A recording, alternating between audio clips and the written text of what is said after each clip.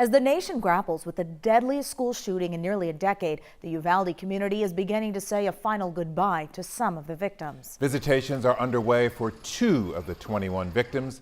Amerijo Garza and Maite Rodriguez were just 10 years old. Also, President Biden says there may be some partisan support to tighten restrictions on the kind of high-powered weapons used by the gunmen in Uvalde. And during a Memorial Day event in East Texas today, Governor Abbott vowed to do everything possible to help the community recover. The governor did not mention whether he plans to call a special session of the Texas legislature to discuss solutions to mass shootings. But there is some discussion in Congress and growing pressure for him to do so. Gerald Harris joins us live with more on the possibility of the state legislature reconvening. Gerald? Yeah, the question now is whether or not Governor Greg Abbott will call a special session, something Texas Democrats say need to happen sooner rather than later.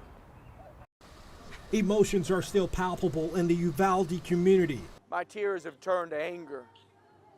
And I'll find Jesus, and I talk to Jesus every day. Nearly a week later, funerals beginning for the 19 children and 2 teachers. I'm angry at what happened here. I'm angry at the responses that happened here. I'm angry in the fact that maybe we might have saved a life or 2 had we gotten in there a little earlier. I'm angry about a lot. State Senator Roland Gutierrez, who represents Uvalde, is pressing Governor Greg Abbott to call a special session 77 days from the start of next school year. To make sure we have a special session on about 4 issues. Number 1, raise the age limit to 21, just like handguns.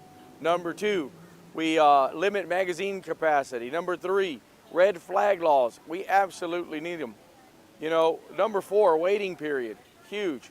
It's important. But some Republicans like Congressman Troy Nehls aren't convinced more gun control is the answer. If you think the felons out there and the bad hombres out there, the ones that mean harm to their fellow Americans and other people, if you think they're going to abide by your rules and your laws, forget it. They're not going to happen. But with 6 mass shootings in just under 8 years, Gutierrez says waiting to find solutions to gun violence could add to the disastrous toll.